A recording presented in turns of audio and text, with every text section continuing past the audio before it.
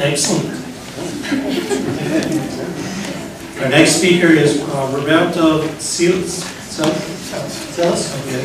He is from Allendale, New Jersey. He's receiving a dual degree. Everybody pausing. First is Bachelor in Fine Arts in Craft Material Studies. And the second is Bachelor of Science in Psychology. So you're a psycho artist? I was an art major, so I can joke. All right. He's been an active member of the Episcopal Campus Ministry for 4 years. He served as a student chaplain for that same ministry in 2008-2009 and has been an invaluable part of our ministry, so says your campus minister. That's high praise. Roberto's I'm just going to read what she wrote. Roberto's been a great leader in the Episcopal Campus Ministry and the VCU community and will be sorely missed. Roberto was the Vice President of the Student Body in 2009-2010, and he is also President of Theology on Tap at VCU. Roberto Celis.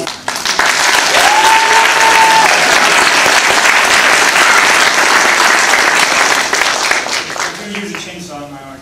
All right. I am a little psycho. Friends, family, thank you all for being here and coming out. Today I want to talk to you guys about thermometers and thermostats. A man with a dream once spoke of thermometers and thermostats.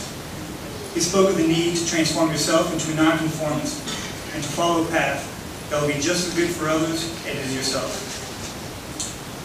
So a thermometer and a thermostat, what is the difference? What sets them apart?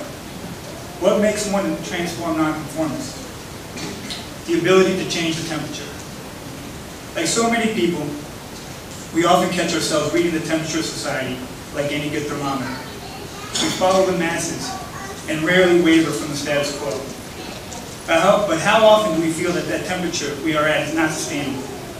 How often do we recognize that we feel a temperature that is comfortable only to a privileged, specific few? How often do we care enough to change it? We hear a calm, we find a way to act on it, yet we find ourselves at home just watching TV.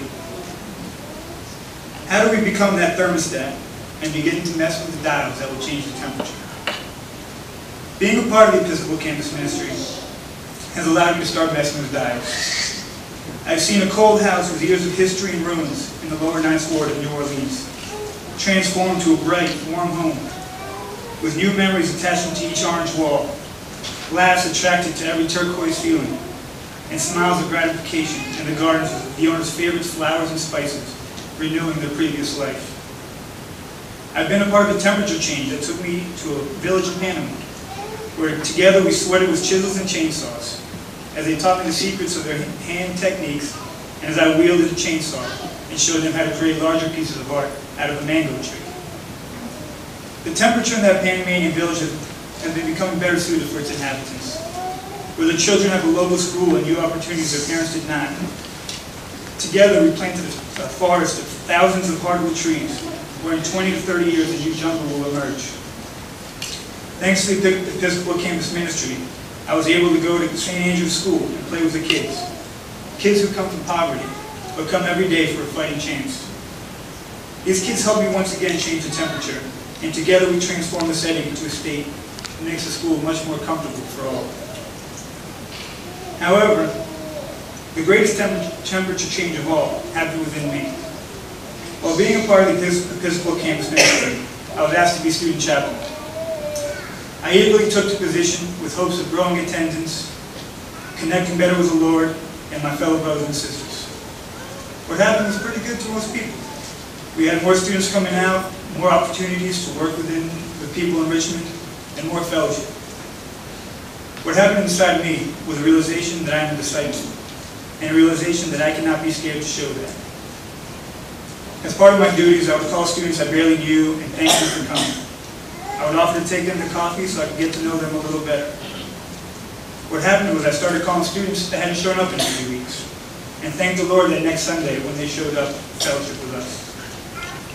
I had weekly Bible studies where we learned from Martin Luther King Jr., the very wise man who spoke of thermometers and thermostats. And I reached a new level with God. I was excited to be sharing the good news, and my temperature was the highest it ever was. After stepping down from student chaplain, I began to realize that I was no longer calling as many people and checking in on how they were doing. I wondered if my title was what made my temperature strong. But I realized after talking to many of my friends, I did not need the title. They said I still did call at times, and I still cared about them. Now again, my temperature is increasing. I'm excited for new opportunities, new places, and new people, where I can share the good news of Jesus. So fellow classmates, my family, my friends, change the temperature. It is not good enough out there for everyone. There's a lot of hard work to be done, a lot of love needed. And please don't forget the most important part of all. Change your own temperature. Search the deepest, darkest corners of your soul. Discipline yourself and emerge victorious of your vices. This way, my fellow brothers and sisters, we can all be thermostats. And let's make this beautiful world reach and sustain a healthy temperature.